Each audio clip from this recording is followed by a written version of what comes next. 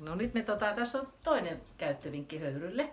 Eli nyt kun tässä on näitä keittiön pehmustettuja tuoleja, ei hirveästi näy likaa, mutta nämä voidaan niinku ylläpitää ennen kuin ne tuleekaan likaiseksi. Eli höyry on siinä tosi hyvä juttu. Eli höyryllä freesataan, kaunistetaan, mennään tuonne tekstiilin sisälle, mutta ei tehdä sitä mekaanista hankaamista. Kahvitahrat, rasvatahrat, mitä vaan, niin saadaan aika kevyesti pois. Eli aloitetaan vaan höyryttää. Höyrytellään. Se on hyvin miellyttävä tapa siivota. Sitten kun se on höyryllä käyty se tekstiili läpi, niin samalla oikaisee rytyys, simuroidaan lika pois.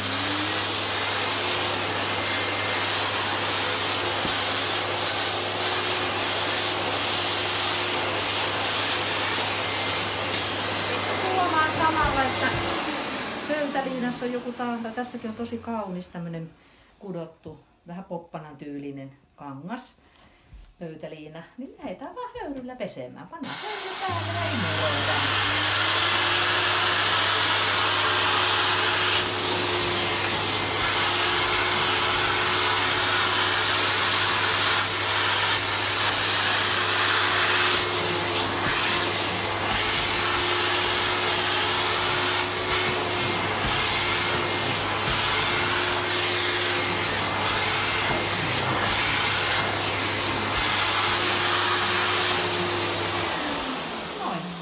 Saatiin pöytäliinakin pestyä.